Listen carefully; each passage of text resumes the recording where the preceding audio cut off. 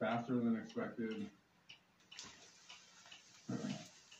Just another day of climate change in a world that wants to ignore climate change. All right. Let's get into something else.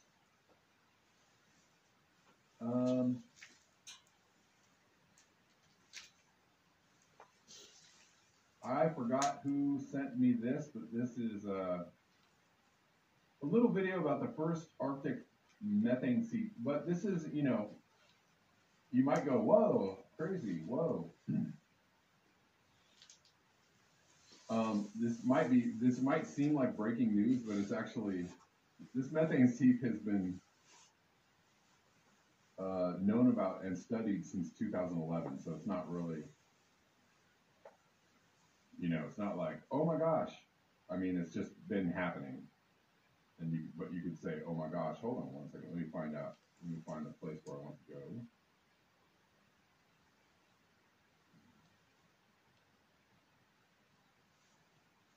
Remarkable discovery wasn't that small patch that you just saw, but instead we found an expansive methane seep on a completely different scale than we were expecting. This is a feature that essentially spread out in a line 210 feet or 70 meters along the seafloor. There was bright red sea stars, known as Odentaster, surrounding the system, but this is a system that allows us to really start to understand Antarctica's methane cycle, and especially considering how much climate change is going to impact the Antarctic continent, allow us to understand how quickly it's going to be able to respond. Now, what we found was that it's actually responding very slowly. Now, already we know these microbes grow very slowly, and it doesn't only happen in cold places, but even in warm places, it takes a long time for them to grow. And we were able to sample this methane seep the first year after it started to form. Now that's really important because not only had people never found a methane seep before in Antarctica, they've also never found methane seeps when we know exactly when it started. We know this methane seep turned on in 2011, and we're able to sample it 1 year and 5 years after it formed. What we learned from that is that it's taken a long time for the microbes that normally are responsible for consuming or eating 90% of the methane that leaks out of these vast reservoirs. And instead, it's even after 5 years, methane is still leaking out. In fact, after the first... All right. And he's saying that the organisms that would generally break down the methane or eat the methane before it got into service took a long time to develop, and so and the ones that did show up were the wrong ones. Well, recent measurements over at Mauna Loa in Hawaii have now pegged CO2 at 414.38 ppms, which continues to go up and up and up, and which is due to humans burning fossil fuels, coal, natural gas, oil. And the people have often asked, what is it about CO2 that is such a heat-trapping molecule? I'm not a quantum chemist. If you want to ask a quantum chemist, Angela Merkel, the Chancellor of Germany, she has a PhD in quantum chemistry. She does, doesn't Seriously. she? Yeah. Yeah, she does. It's like she's a smart one. But it's when you look at what comprises the atmosphere, 79% is nitrogen, N2. Then you have oxygen gas, O2. Then you've got a whole bunch of trace gases, some trace noble gases, so-called noble gases, argon, xenon, that kind of stuff. It's when you get to the molecules that contain more than one element that it gets interesting. CO2, N2O, CH4, methane, and of course H2O, water vapor. It's the way the atoms bond up together in the covalent bond, they form these interesting angles. It is something about how those angles, and I'm not an expert on this, but it's something, my understanding is how those angles form, that when the sunlight energy comes in and there's the irradiation off the surface, somehow the way those molecules are geometrically shaped, there's an interaction with the radiation. You know, and more so than with the N2 or the O2, you know, the basic diatomic one element, the molecules. So that's very very interesting. You've heard things, you know, that methane is a more powerful greenhouse gas. It doesn't persist as long in the atmosphere as CO2 does. Well, methane has CH4, so it's a total of 5 atoms comprising that molecule versus CO2, which is 3 atoms. Mm-hmm. And so again, it comes down to the kind of bonds and the angles between the atoms and how they interact. That's my understanding of it. But you know. Let me ask you this, Jim. So to the layperson who's saying, well, okay, so CO2 is great for plants and it's so natural, and how could it possibly be causing climate change? And you know, let's have the why is CO2 such a problem, Jim? Well, because of what I just described, it traps the heat. Yeah. And now, yes, people say, oh, plants will suck down the CO2. Mm-hmm. The problem now is, there's several problems, and involve the physiology of the plants. Basically, plants, like any organism, they have preferred temperature ranges. Yeah. And if it starts getting too warm, the plants don't like it. They start withering. And when you look at the plants that comprise what humans basically eat, they're all what we call C3 plants. Now, it refers to a 3-carbon compound that forms within the whole Krebs cycle, all those crazy biochemistry stuff that goes on. The only crop that humans utilize that is not a C3 plant, that's a C4 plant, is corn. And corns can do better in more arid, warmer places. They can handle humid conditions. Oh. C4 plants adapt to warm, very warm conditions in the 90s and 100s, and very dry conditions as opposed to the more humid conditions for the C3s. So now you have the other issue that if a C3 plant is being too warm, the stomata, which are the openings under the leaves from which gas exchange occurs, will stay open more so, and therefore there's what's called transpiration, which is water vapor out the stomata. So these plants then lose water, part of the reason why they wither. So warmer temperatures for the C3 plants, the great majority of plants that humans rely on, do not do well in these increasing hot temperatures and as well as dry conditions. Fires in California more than doubled the previous record for the most land burned in a single year in the state of California, which is enormous. And then paragraph 1, climate change impacts can be seen in some extreme weather events happening across the globe that continue to affect millions of lives and livelihoods. So they're pointing out that there's some serious stuff going on here with respect to people maintaining not only their livelihoods, but their lives. The impact has been tremendous, the impact of abrupt climate change. Also from the article, in the middle of the year when most countries imposed COVID-induced global lockdowns and either slowed or stopped industrial activity, there was a brief glimmer of hope for the environment as greenhouse gas emissions plummeted. What they fail to point out is that the aerosol masking effect also plummeted. We really got lucky because the timing was perfect for humans and for much life on Earth. As the greenhouse gases plummeted, the aerosol masking effect was decreased, the masking was decreased, and fortunately that occurred during the winter and then into the early spring with the first wave of the pandemic, and then in the third wave in the late fall. So that was fortunate.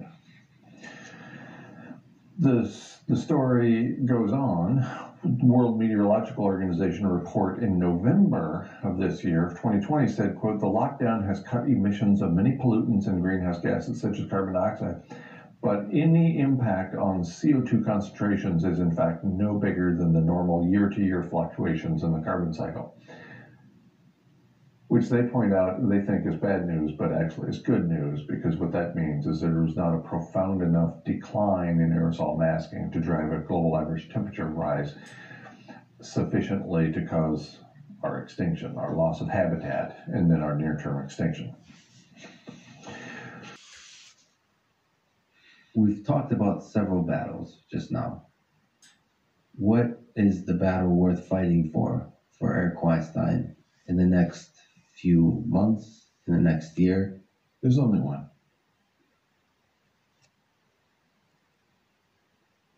Well, it's the Moses. It's the Moses thing. It's time to go. It's time to leave. This place is over. To get off the planet.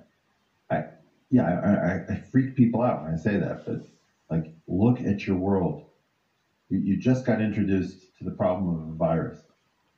Wait till it's fusion devices, and you understand what it means to have one interconnected planet with no uncorrelated experiments happening anywhere else, you know? So do you see the foray, your work in physics, and maybe like the echoes of it in Ship Elon? Everybody who has a possible plan to avoid what is coming if we don't have one should work on the plan that she thinks best, right? So Elon wants to do rockets. People misinterpret me. Meta Eric says, I don't think that's a smart plan. Regular Eric says, all people who have hope should do that thing.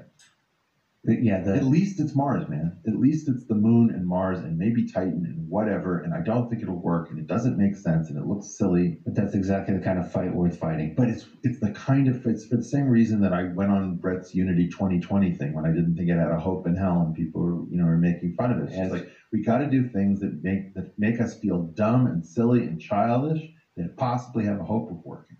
Okay. So everybody should do something. My version of this, I am the most hopeful about, because I wouldn't have chosen to do it. If I thought that Daniel Schmachtenberger's Wisdom Project was a better hope, I'd do that.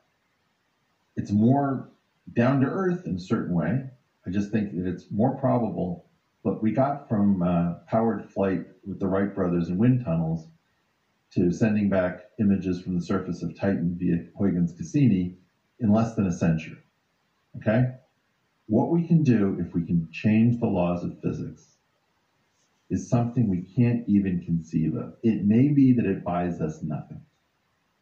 And at least we will know why we died on this planet. As a small aside, I think this is not the right time to take the full journey, but I feel like you will guide me like Master Wei did, and I'm the Kung Fu Panda. They only have one conversation. And after the RCP is the total radiative forcing that the world will have suffered since the beginning of industry in the middle 19th century in watts per square meter. And the assumption is that the world keeps on emitting carbon dioxide, increasing the amount of climate forcing that it's experiencing, and then it reaches a peak and starts to diminish. So if it's a big number, it means that we keep increasing our carbon output rapidly for a long period. And if it's a small number, it means we start cutting back quickly. So it's a sort of code for representing different guesses, that is, models of how climatic change will work out.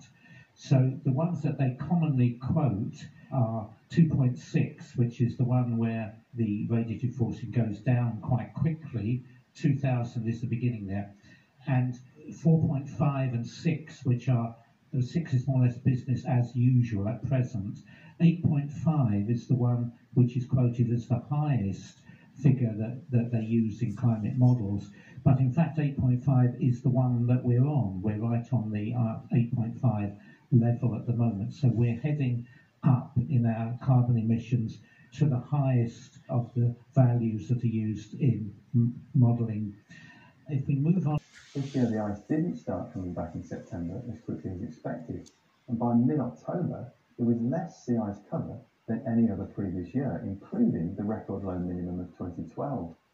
And that shortfall got scientists crawling all over the data and all over the Arctic Ocean, trying to work out exactly what was going on. They realised that for various reasons, not least the record Siberian heatwave this summer, the region of the Arctic Ocean that usually kicks off the growth of new ice, an area called the Laptev Sea just off the coast of Siberia, was experiencing abnormally high temperatures, well above freezing point. And those high temperatures were inhibiting the formation of new ice. But that wasn't all they discovered. As they went deeper and deeper below the surface, down to depths of about 350 metres, they ran into huge plumes of bubbles rising up from the seabed. Those bubbles were methane gas escaping from melting permafrost, and the concentrations were found to be 400 times higher than had previously been expected. And that is a problem.